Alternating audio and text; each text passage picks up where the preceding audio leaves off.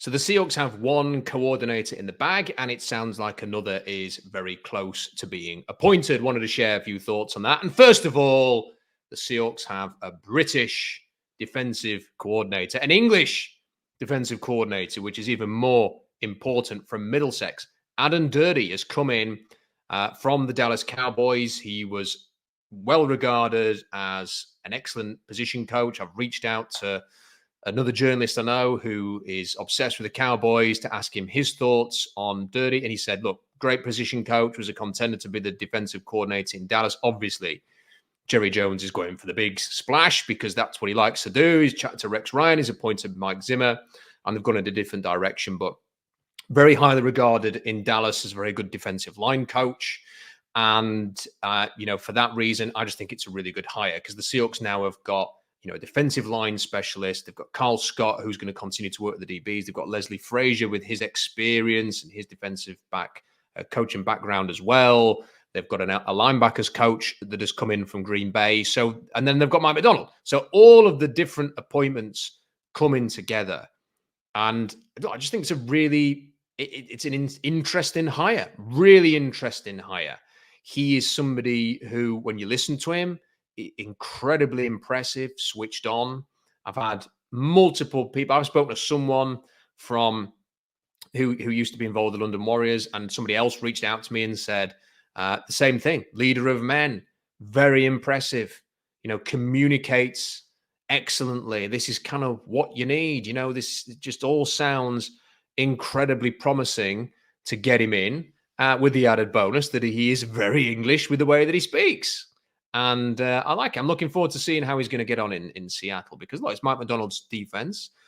But what he did say when he came in, and someone was asking, well, are you going to call the plays? He said, I'm going to call the plays for now, but it would be good to get somebody who in time could potentially take on that responsibility. Now, if they were going to go and get Cullen from the Kansas City Chiefs, that didn't seem like that was very likely. He's a very experienced coach.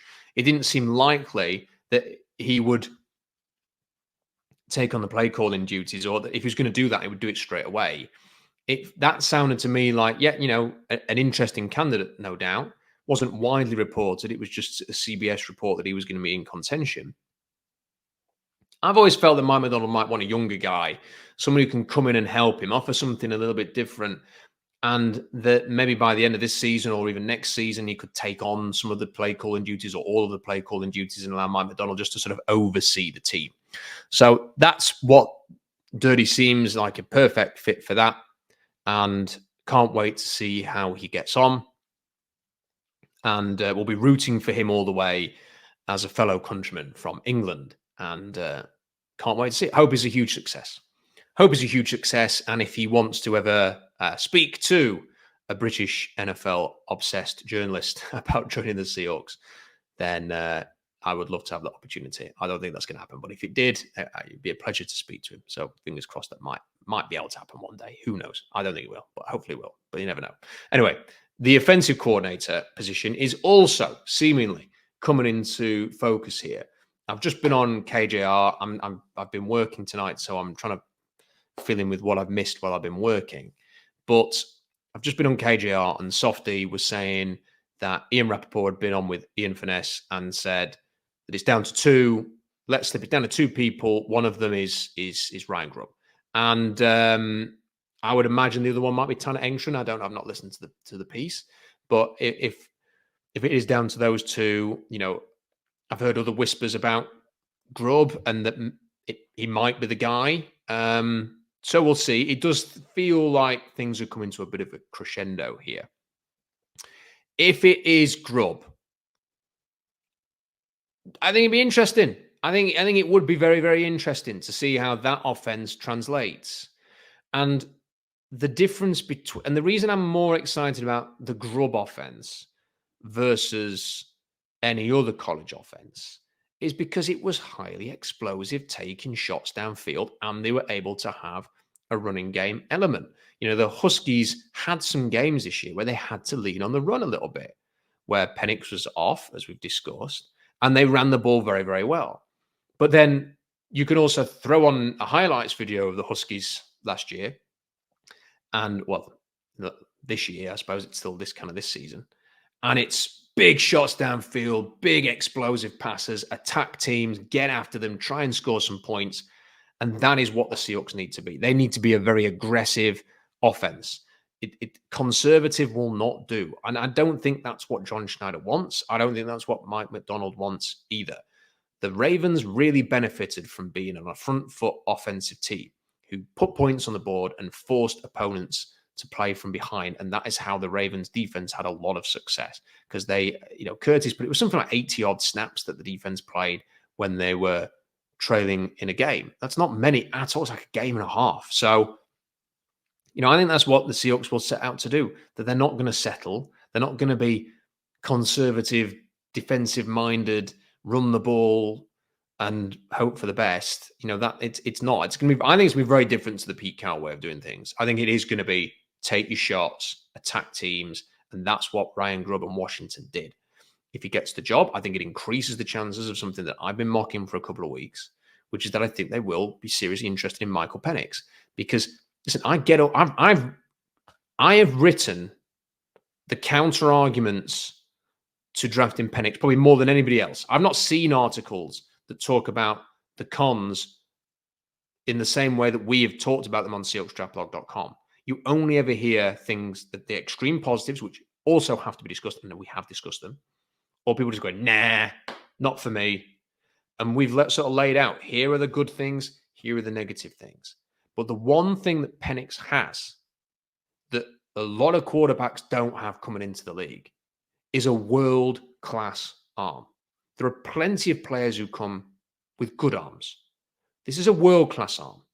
This is making throws that you just don't see other players make. Some of the passes that he threw have to be seen to be believed. And that is the thing that I think will intrigue John Schneider. It is that X factor passing. I am under pressure and I don't have to, have a big wind up. I'm just sort of there. I'm off balance and I can still throw it 60 yards. It's things like the touchdown against USC when he's scrambling all the way to the left-hand side. And just as he's about to run out of bounds, he just flicker the wrist downfield. And it's on a plate for the tight end to make what is a really difficult throw. And he makes it look easy. It's the throw against Oregon in the Pac-12 game where he's about to get hammered in the pocket. And he throws it, like 50, 60 yards down, whatever it was. I think it was Jalen McMillan who caught the pass, sort of running underneath the throw. And you think, that's special. And when you kind of have to look for those kind of characteristics, he is not Mahomes. He's not going to be sort of scrambling around and, extending plays. It is going to be predominantly pocket-based. He is a good athlete, but he is mostly a pocket player. He is going to have games where he's a 50% completion thrower. There are going to be games when the targets just are all over the place because he's just throwing it downfield and it doesn't work. But he's going to be a threat for a massive play on every single down. And if you can put a running game with him to bring the safeties up, he can have a lot of success in the NFL. I've ended up talking more about Michael Penix than actual Ryan Grubb on this video, but I'm just sort of making the case for Penix and why they might draft a quarterback early, because I do think that is something that John Schneider is going to be mindful of. So if it does end up being Grubb, then I think all bets are off in terms of what they do at quarterback. And also it is going to be to try and get that explosive element to the offense and try and be attack-minded, get after teams, and not just sort of sit back and be like, okay, whatever. So that's where I think we're at.